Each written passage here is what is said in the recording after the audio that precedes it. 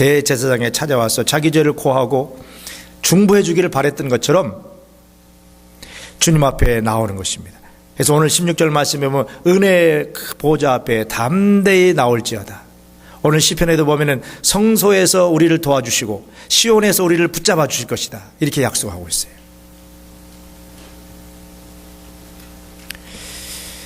어떤 분이 그런 이야기를 합니다. 교회 나가도 죄를 짓고 안 나가도 죄를 짓게 된다면 안 나가고 죄를 짓는 편이 어떻다?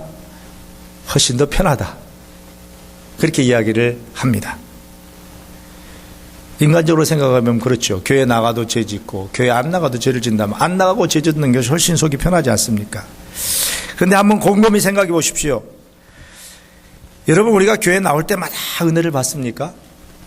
그러면 좋겠어요. 매번 예배마다 모일 때마다 은혜 받았으면 좋겠어요. 그게 담임 목사의 소원입니다. 여러분 좀 소원 좀 풀어주시기 바랍니다. 그런데 교회 나올 때마다 은혜 받지 못합니다. 어떤 때는 교회 나와서 예배를 드렸나 마나 싶은 때도 있고 졸려가지고 그냥 잠만 쿨쿨 자고 갈 때도 있어요. 어떤 때는 정말 목사님 설교가 오늘은 왜 이렇게 은혜가 안 될까 하면서 잡생각만 잔뜩 하다가 가는 수도 있어요. 하여간 여러분, 교회 나올 때마다 은혜를 받으면 좋지만은 그렇게 안 된단 말이에요. 은혜를 못 받을 때도 많이 있습니다. 그래도 반대로 생각해 보면 은혜 못 받는 날도 많이 있지만은 은혜 받는 날도 있잖아요.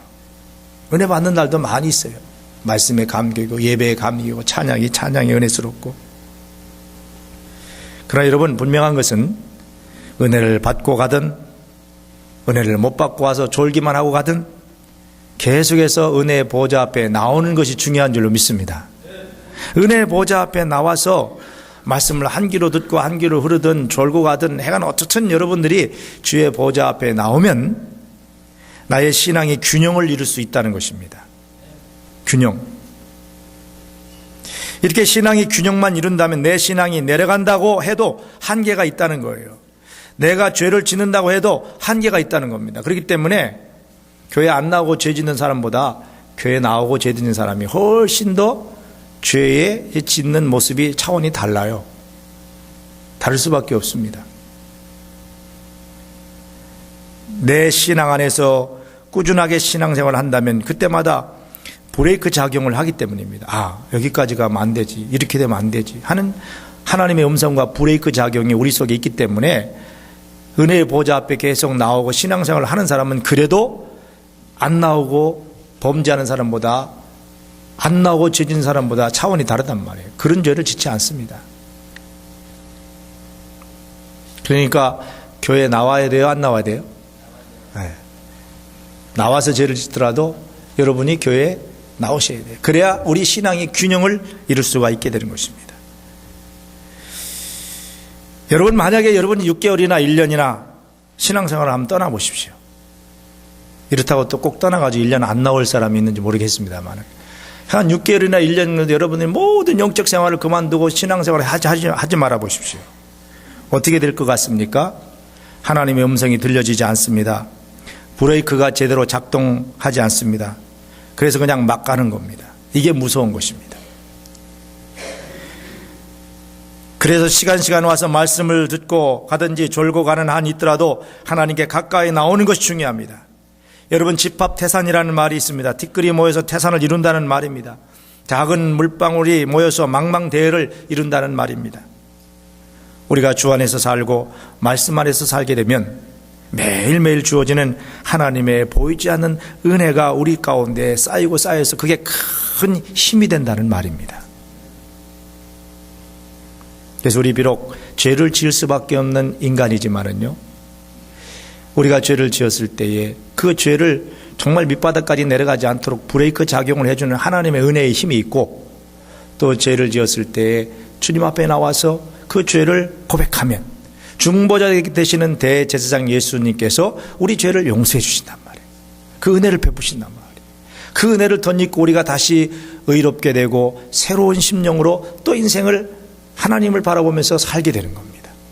이런 은혜를 덧입지 않고는 은혜의 보좌 앞에 나와서 하나님의 은혜, 죄사함의 은혜, 용서의 은혜를 덧입지 않으면요, 우리 인간은 죄 가운데에서 고통 가운데 신음하며 살 수밖에 없는 겁니다. 하나님이 이런 방편을 우리에게 만들어 놓으신 것, 대제사장 되시는 예수 그리스도를 이 땅에 보내주신 것, 그분이 우리를 위해서 중보해 주시는 것, 여러분 이게 은혜인 줄로 믿습니다. 이 은혜를 덧입고 살도록 하나님 우리 인간을 그렇게 지으셨어요. 또한 여기 오늘 말씀 15절 말씀에 보면은 왜 14절에서는 큰 대제사장을 우리에게 주셨는지를 알겠죠?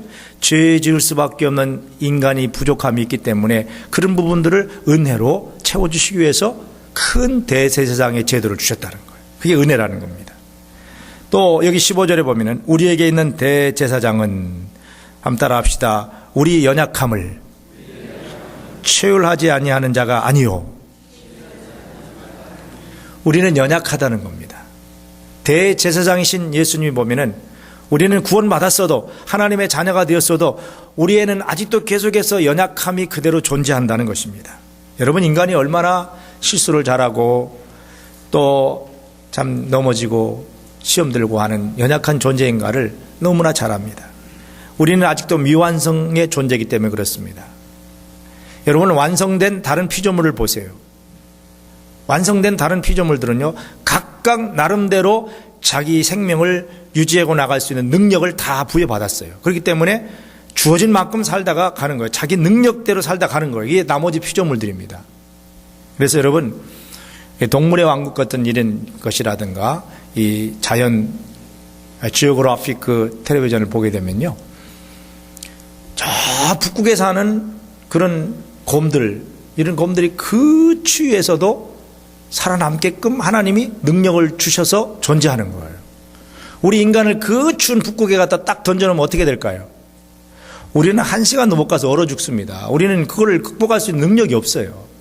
그런데 완성품으로 만든 저 북극에 있는 흰 곰은, 백곰은 거기서 완성품으로 존재하기 때문에 살아남아 생명을 유지할 수 있는 겁니다. 그렇잖아요. 이 모든 자연과 식물들과 피조물을 보세요. 다 하나님이 존재하게끔 완성품으로 능력을 다 주어서 만들었다면 들에 피는 그냥 뭐 들꽃들이라 들풀들도 가만히 보세요. 겨울에는 다 죽은 것 같지만은요 봄이 되면 파릇파릇 싹이 나고 힘이 돋아나가지고 그게 또 존재한단 말이에요. 왜 그러냐? 하나님께서 완성품으로 만들어서 그들에게는 살아남을 수 있는 생명을 유지할 수 있는 능력을 줬기 때문입니다. 그런데 우리 인간은 그렇지 않아요. 인간만큼 여러분 연약한 존재가 어디 있습니까? 정말 연약해요. 하잘것없는 곤충 한 마리도요 그냥 자기가 그 긴 시간 동안 동면을 취하고 있다가 때가 되면은 딱 부화해가지고 그 곤충이 애벌레에서 부화해가지고 하늘을 날아다니는 겁니다. 완성품이 되는 거예요. 인간은 그렇지 않습니다. 여러분 매미 한 마리가 곤충학자들에 의하면은 매미 한 마리가 이 땅에 존재하는 시간이 얼마나 되는 줄 아십니까? 매미가 여름에 맴 물고 좀 날아다니는 시간, 이 땅에서 존재하는 매미의 시간은 16일이랍니다. 맥시멈 16일이에요. 잘못해가 나오자마자 맴 하다가 아이들한테 잡혀가지고 죽는 애들은 하루 살다가 죽는 것도 있겠죠. 해가 맥시멈이 16일이에요. 16일 살다가 죽는 거예요. 근데 이 매미가요 16일 동안 이 세상에 나와서 자기에게 주어진 매미의 울음을 이제 울고 퍼득퍼득 날아다닐 수 있도록 하기 위해서 땅속에서 17년 동안을 기다린다는 거예요. 17년을 기다렸다가 그게 나중에 이제 부화돼가지고 매미가 되는 거예요. 그러면 이런 걸 보면은 우리 인간이 곤충들에 비해서도 너무나도 나약하고 연약한 존재라고 하는 것을 알 수 있어요. 우리에게는 정말 이 부족한 부분들, 미완성의 존재이기 때문에 이렇게 부족한 부분이 있는 겁니다. 믿음이 있다고 하는 사람들도 보면은 완전한 것이 아닙니다. 시험에 들고 넘어지고 낙심하고 그럽니다. 그런가 하면은 조그마한 일에 울고 웃고 분노하고 밤잠 설치고 걱정하고 한숨 짓고 그렇습니다. 여러분 사람이 얼마나 나약한 존재입니까? 그래서 성경은 이렇게 말합니다. 오늘 15절 말씀에 우리의 큰 제사장이신 대제사장이신 우리 예수님은 우리 연약함을 아시기 때문에 우리 연약함을 도와주신다는 거예요. 여기 체휼하신다 그랬는데 이 체휼이라는 말은 looking after, 우리가 애프터 서비스라는